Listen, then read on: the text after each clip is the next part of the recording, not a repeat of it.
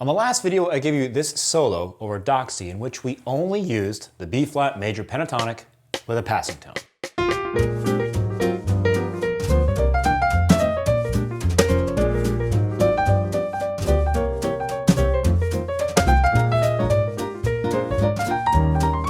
Today, I'm going to give you a new solo, but let's work on a new song also, Mac the Knife.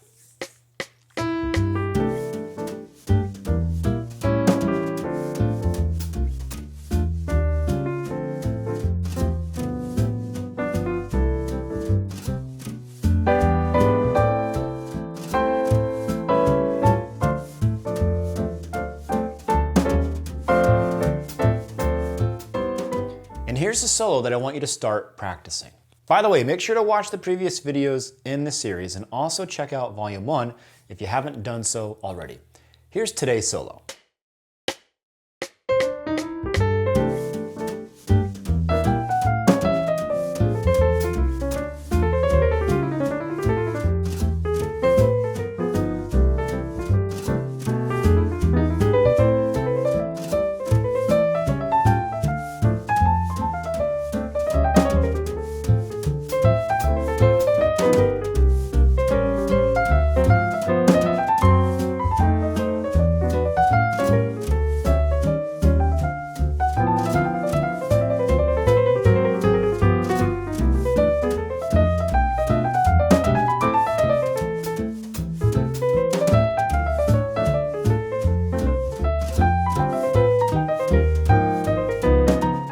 As you can see, we've combined several techniques, and I'll give you exercises to practice all of them. So let's start with exploring the grid complexity. Remember that improvising with just an eighth note grid is very effective. In Volume 1, we used mostly eighth note rhythms with a few eighth note triplets. And with that, we were able to create pretty interesting solos.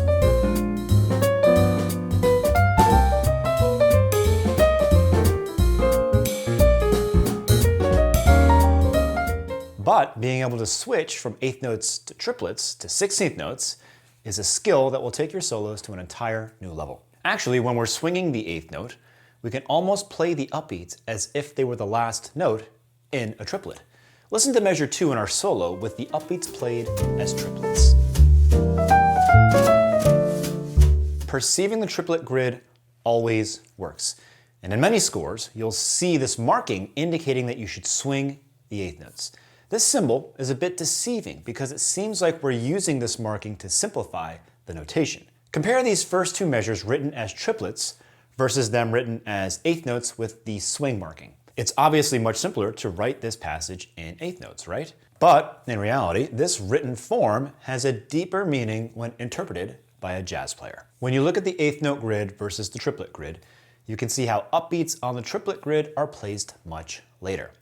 But this marking is not actually saying to move all these notes from here to here. It's actually saying, make sure to play with the grid so that these notes swing. Great players will control the upbeats landing point to create different degrees of rhythmic tension. For example, I can play this,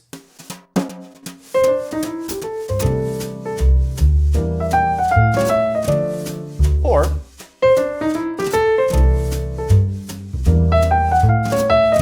look at where I played the notes in the first example versus where I played them in the second example. Even some of the downbeats are placed off the grid.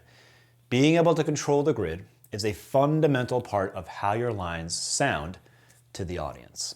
And this is why we notate jazz lines using eighth notes instead of triplets. It gives us freedom to play within the grid. By the way, this isn't about the notation, it's about how we play. Remember, music notation is a way to communicate ideas. The important thing is not how to read music or how to write it. For all I care, you might have no idea how to read music, but it's essential that you can control the grid when you play. So your first exercise is to play the first measures in the solo while trying to control the grid. Put the metronome on 2 and 4 and play this line in a loop. In every iteration, try to change where your notes land inside the grid. By the way, when I see scores written like this, I avoid them right away because they were written by someone that has no idea about jazz and how to write scores for this genre. A good exercise to practice is playing the triplet figures at different beats in the measure. We usually tend to use these triplet figures in the same place. So I'm going to give you a few exercises that break you of that trend. Here's your first exercise.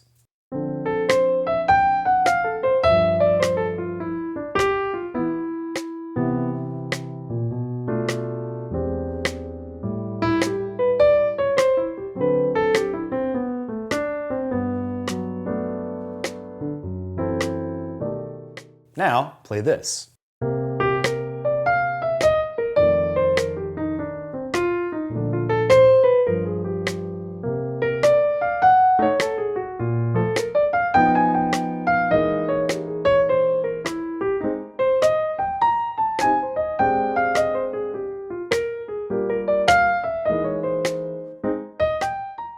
Finally, let's play measures 10 to 13 from our solo in all keys.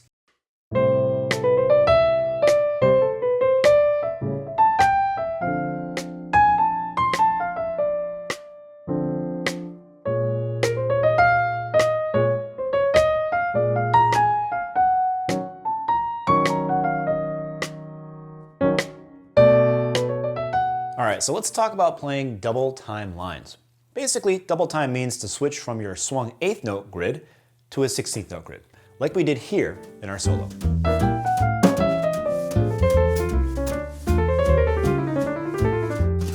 I know this isn't easy. Not only do we have to change the grid perception significantly, but we also have to come up with lines that contain lots of notes, not to mention we have to have the technique to play them. So I prepared for you 3 exercises that will help you with all of the above. We're going to start with a very simple pattern that will help you switch from the 8th note grid to the 16th note grid. This is just a 1, 2, 3, 4, 5 pattern, just like a hand-in exercise.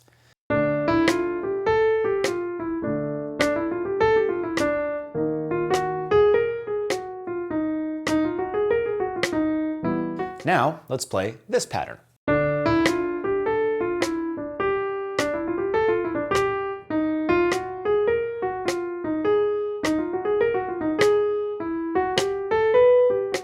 And finally, let's play the pattern in measure 21.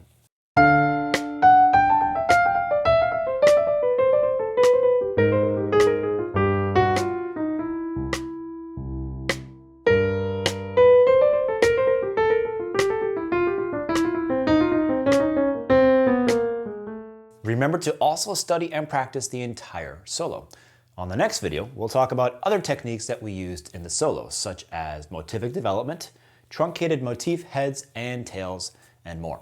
In the PDF, we've annotated all the important concepts used. And remember, all of our members will receive this PDF, which links to this video for future reference, and to an exclusive access video with a call and response backing track so you can practice it. And if you're not a member yet, what are you waiting for? Go ahead and join right here on YouTube to gain access to this and all the other great materials that we publish on a regular basis. And don't forget, Thinking Ahead Volume 1 is available on mdex.com for C, B flat, and E flat instruments. So get your copy today by clicking on the link provided, or just use the QR code on screen. Thanks for watching. We'll see you next Friday.